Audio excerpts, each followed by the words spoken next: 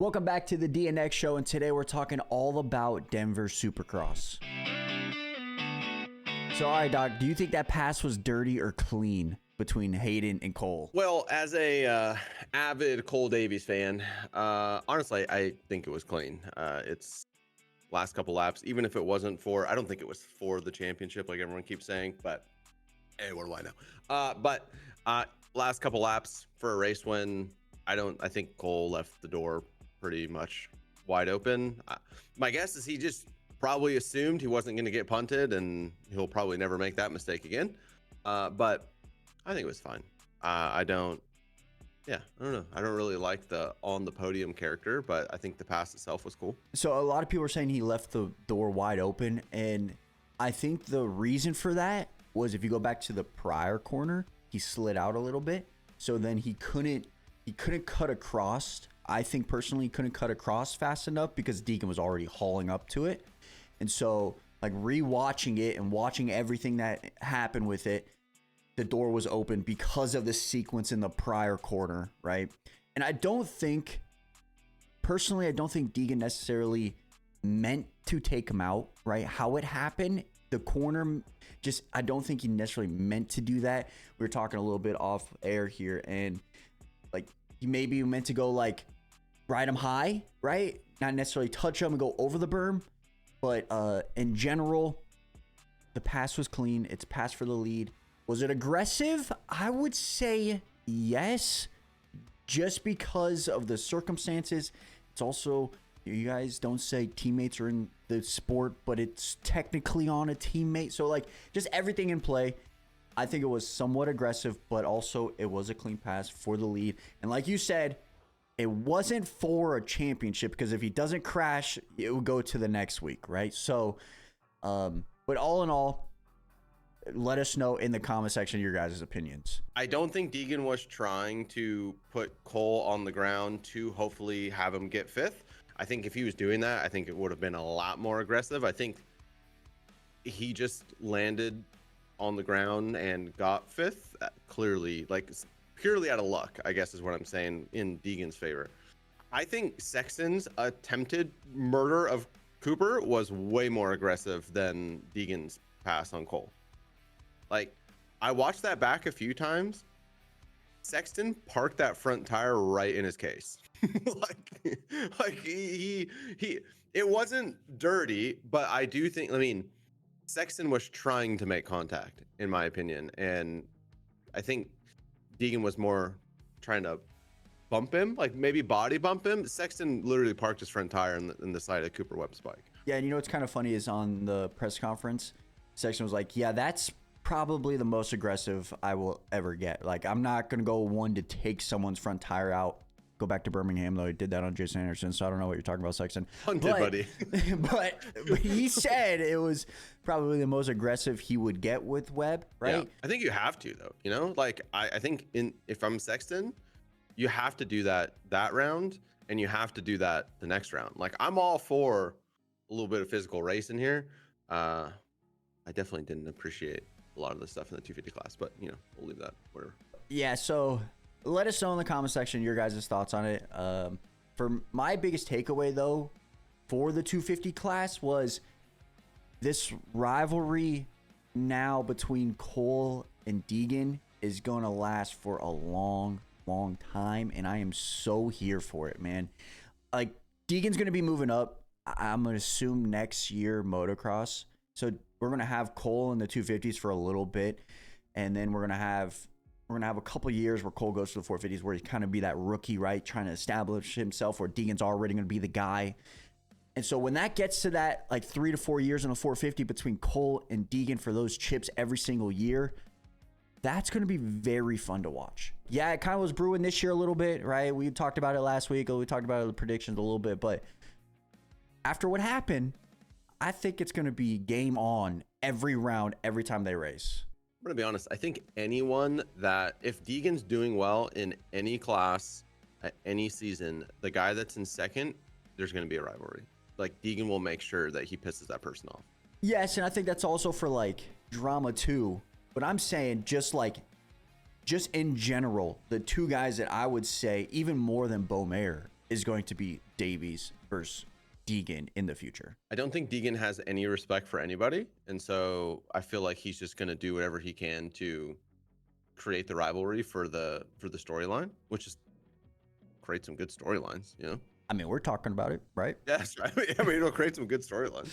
Anyway, that's so true. But in the comment section, let us know your guys' opinion on the pass, just the sequence in general. We would love to hear what you guys have to say. But moving on to the 450s takeaway, for me personally, not a lot happened in the 450 race. A lot of people are going to say it's kind of a snooze fest, but there are some talking points that we could talk about. And for me, the takeaway for me was just Cooper Webb handled his business. If you watch back the race and you watch like the interviews and the press conference, he was sick. He looked like death out there, bro. Like pale, out of it, didn't want to be there.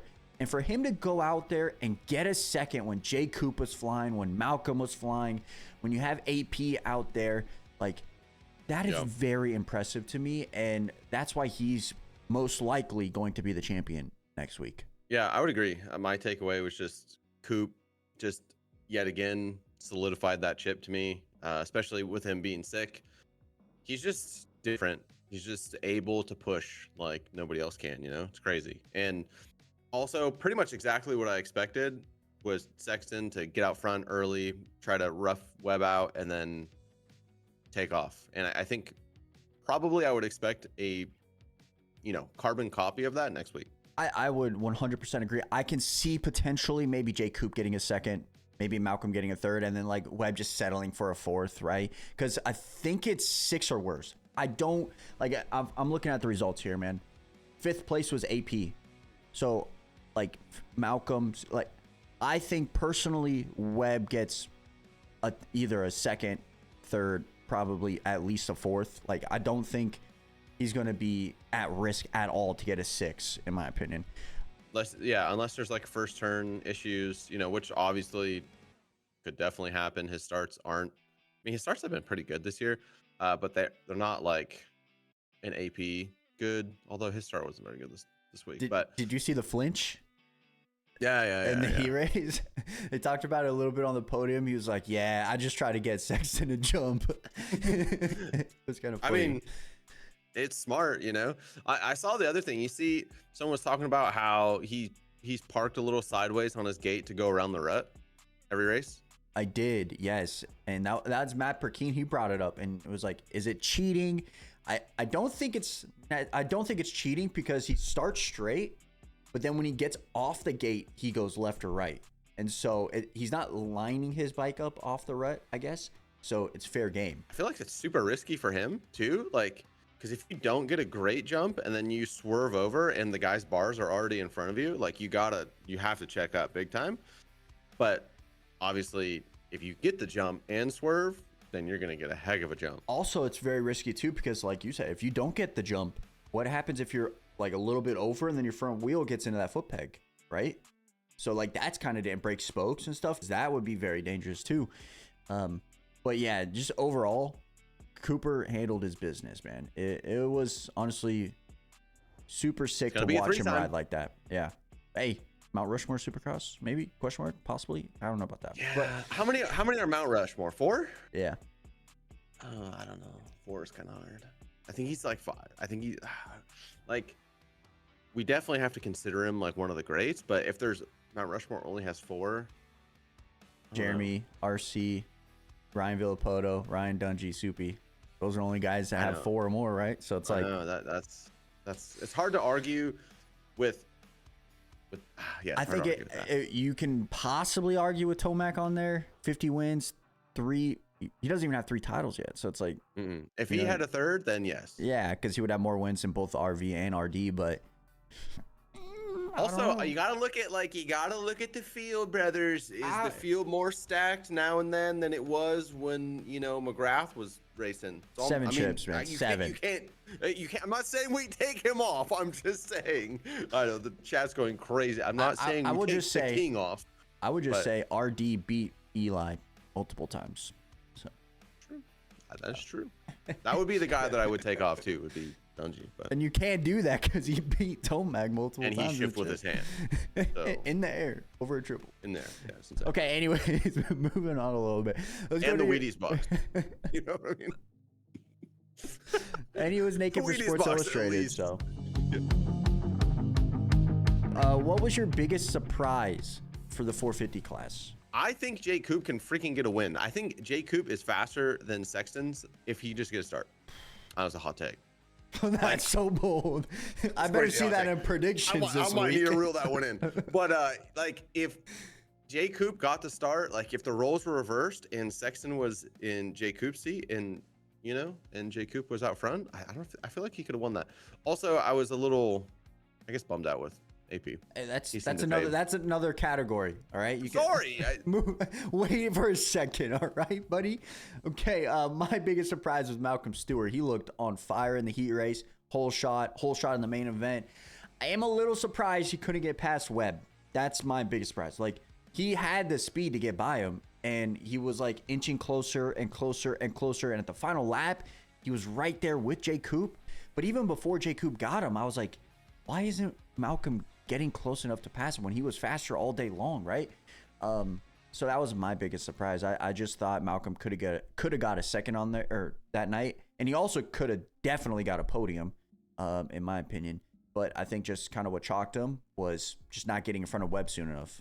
That track looked terrible to pass on. Like, it looked very difficult. There was a couple spots. The whoop section inside, go triple in, like triple, double inside. Hey, you can park. You can park them in the corner. You know what? Talk surprise. Dean Wilson's whoop speed. Oh my gosh, dude! It was as fast as Chase Sexton, and Chase Sexton was the fastest guy in the whoops. Yeah, and he's like 65 years old. Dude, it was crazy. Big shout out to Dean, bro. What was your biggest surprise for the 250 class? Honestly, that Deegan won the chip. I wasn't expecting that. I thought he would maybe extend his lead, but I definitely didn't see Davies finishing 5th or worse, and yeah, I was really surprised how that all just kind of came together. Yeah, that's very true. I mean, I didn't think I thought he was going to win. I thought Cole was going to get second, so the chip was going to go to the next week, right? So very, very surprised on that too. I didn't even think about it like that, to be honest. Because my biggest surprise was Michael Mosman, because he had the speed with Cole in the heat race, and then he didn't show up in the main, bro. I don't get it. Well, then again, he did get taken out by Juju in the main for 3rd place. Well, at the time, it was 3rd place. And so that was kind of crazy. I should actually refrain from saying like he didn't show up. He was there and then got taken out. So I guess that was kind of my big surprise, him getting taken out and not being ahead of Juju, right? Because he was definitely as fast as Cole in the heat race and possibly should have been on the podium. So yeah, he's fine. Like right behind Cole in the heat race, big time. Yeah. Big shout out to also Juju and Marchbanks. Those guys were ripping, get 2nd and 3rd on the podium. But what about your biggest letdown for the 250 class? I don't know. I was going to say Juju because like I wanted him just because I guess his starts, right? Like he hasn't been putting himself in great positions. Like obviously he was ripping the whole day. And then it's a bummer to see him not be able to like, I mean, I guess at the end of the day, he got on the podium. So like, woo, but he kind of got, like, I don't know, kind of gifted that a little bit, you know what I'm saying? But I would agree because he was the fastest guy in qualifying. He was ripping. Wasn't he over, I think 0.3 faster than everybody or something like that? Like he was ripping. And then in the heat race, struggled because he washed the front. Don't tuck the front. It's out now.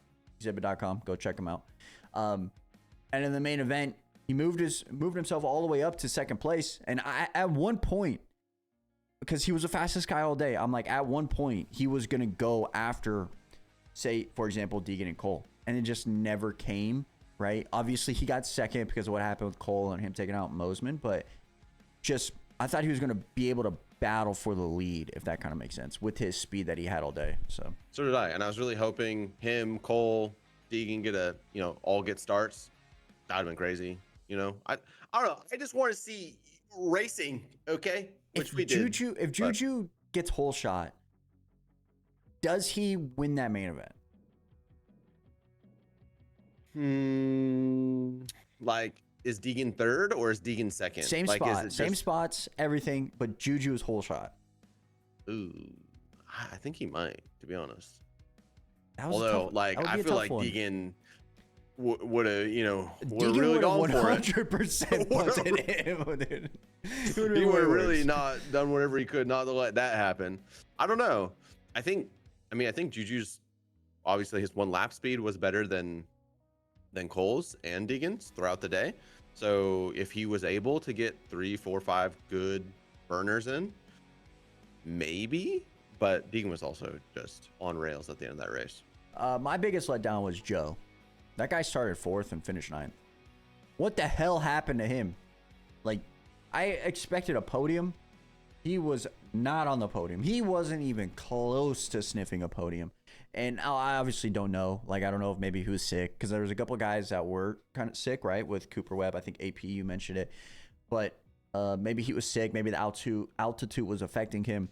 But just finishing 9th when you should be on the podium, just kind of a little letdown, in my opinion. For 450s, my letdown was AP. And now you mentioned that he was sick. Altitude. He wasn't sick. He just said the altitude got to him.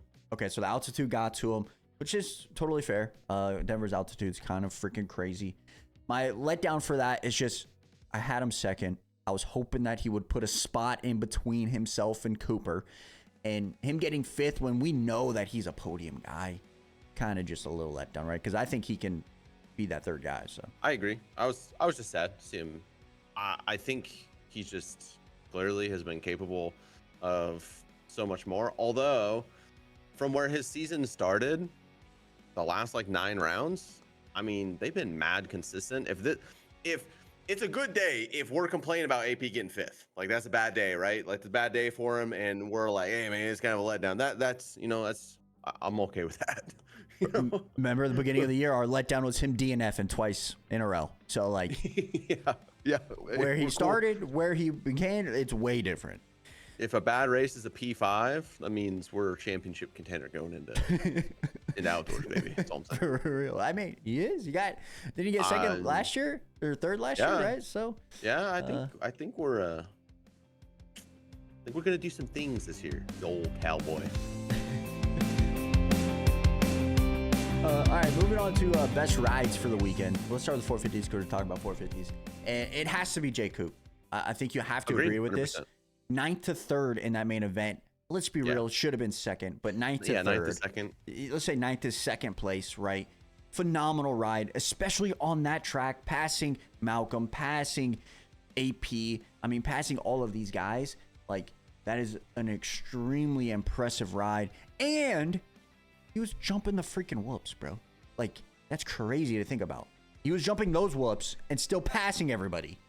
Yeah, those whoops didn't look like jumpers at all. And yeah, I don't know. There's definitely like a skill gap in jumping whoops, and he's at the very top of that skill gap. Right? It's crazy. So yeah, big shout out to Jay Coop for a very impressive ride. Dude, you mentioned it. If that guy can get a start, he can win. Hands down, he can win. As long as he doesn't like tighten up when he gets a start, right? Like if J. Coop can get a start and then ride like that, like, you know how some guys, they're always more comfortable getting a bad start and then going to the front, right? Look at Tomac in years past. Some of the times when he'd get a whole shot, he'd go back, but he'd start P22 and just pass everybody. And I always just wonder that with J. Coop, like, if he does get a start, will he be able to ride like that? Or is it one of those things where, I mean, I certainly hope so. It would be sick. They said it on the broadcast that like last week heat race, J. Coop was the best guy in the world in that heat race at that time. Like nobody ever could ride a dirt bike better than that in that heat race. And I think that that's his ceiling. Like I really do think that he could, if he figures a couple things out, he could be dominating. Yeah, I 100% agree with you. Coop, Sexton, Tom, like outdoors, like I think if J. Coop figures a couple things out, he could just suddenly be the guy to be over everyone. Yeah, I 100% agree. If he can get a start and Sexton's buried, he wins hands down, in my opinion. Like if he pulls whole shot next week in Salt Lake and he rides like he did at Denver, he's winning that main event if Sexton's like 7th or 8th. In He's my pretty opinion. good outdoors too, right? Oh yeah, he's really good outdoors. Yeah. So I think Jay Coop can win some motos too. Gonna be a good year, brothers. It's gonna be a good year. For 250 best ride, for me, it has to be Marchbanks. He started 8th, got onto the box. It's back-to-back podiums for him in the West class. And so I think it was a really good ride. You didn't really see much. Honestly, you didn't see him at all on the broadcast, right? Because we were watching Juju at times. We were watching, obviously, the Deegan and Cole, right? So we were watching those guys. You didn't really see Marchbanks. You didn't really see his teammate either, Drew Adams. He finished 8th. Great ride by him for a rookie. I don't know why he's riding Supercross right now. I don't know that. My best ride was actually Drew Adams because 16 off injury. Why are we racing? And also P10 or P8, top 10. Let's go. I don't understand the logic behind the Cowie thing of taking young, fresh off injury, putting him back on Supercross for 2 rounds. I don't either. I don't either. Just go to Moto. He's gonna be insane outdoors. All right, moving on to best privateers, and I think we can all agree that for the 450s, it was McElrath. He finally got a start. He finally got a start. He started 4th place. He ended up 6th, but that's kind of, I think we both kind of expected that, right? So 6th place, amazing ride by McElrath. Yeah, like he was battling with AP. Like AP couldn't get by him, right? So like, amazing ride. He was battling up there for a while, and he looked good. Like he didn't look out of control. He looked like he belonged up there. Maybe a couple things to figure out, but dude, I'm stoked for Shane because I think when they started the season, I don't think it was like a 4-round deal. Yeah, like, I don't every year, every round. He didn't know. Like the team didn't know if they were even going to continue to give him a ride, and now he's like knocking on the door top 5s after being like P17, P19 first couple rounds. Talk about like drastic improvements throughout the year, dude. Pretty sick. And a podium. Like a podium, you know what I'm saying? Dude, he's been ripping as of late. Like, can we put him on a factory freaking team? Like, even with his bad starts, the last 2 rounds, he went from dead last to top 10 each time, man. And like, he's passing great guys out there. So, yeah, it has to be McElrath, right? He rode amazing. Joey's right behind him. DF was right behind him too. So those guys as well. But yeah, Shane, what did we say in our predictions? If he can get a start, he can get top 6, guaranteed. So amazing. He's also 10th in points. So he's only, dude, he has a shot to get 7th in points. He's only 6 points down on Barsha, who's in 7th. So he has a shot. Barsha's out. So Barsha's out. DF's is in front of him by 3, and then Justin Hill's in front of him by 1. So he has a legit shot to get into 7th. So I think he's got Justin Hill dialed. Dude, what is wrong with Hill? I don't know, bro. Like something's going on. But I don't know. DF is gonna be a little tough too. He's 3 points down from DF. 3 points on DF might be tough, but he's got Hill locked. Yeah. Going into our best privateer rides for the 250s, for me, and maybe for you as well, it was Enzo Lopes, 10th place. I predicted him 9th, freaking 1 spot off. Also, I was 1 spot off from my 9th for 450s, which was Dean. He finished 10th. Shout to Dean, but you should have got 1 more spot for me, man. But yeah, it was Enzo Lopes. He rode great. He even got 2nd in the heat race, which was great, right in front of your boy Drew. So that was awesome to see. Deegan even shouted him out. Shout to Enzo. But yeah, just really good ride. Like, yeah, it's pretty sick. I agree. I also Cody and Enzo, both of them doing really good. Yeah, love to see Cody doing good. Yeah, Cody started 5th, finished 6th. P20 guy. Hey man, all I'm saying, it could have been. All I'm saying. But those are all our like takeaways from the Denver Supercross. Yeah, 450s was pretty good just because of what was at stake, right? You never know what was going to happen at any given moment. 250s was crazy in a way, right? Very crazy. Yeah. But overall, honestly, I had fun watching. It was a great race. I'm excited to see what happens in Salt Lake because it's an East-West showdown. We have 3 guys within like 2 points. And we have a 450 championship going down to the wire too. So Webb can't mess up there. And so it's going to be fun to watch. Very fun. But with all that being said, make sure you guys hit that like and sub button. Let us know your guys' thoughts about the race in the comment section below. And we will catch you guys back here on Thursday for our predictions. So make sure you guys stay tuned for that. And then we'll have the everything in Moto on Friday, which very much appreciated for all the support on that. So very, very much. But yeah, we'll catch you guys back here on Thursday. So we're out. Peace.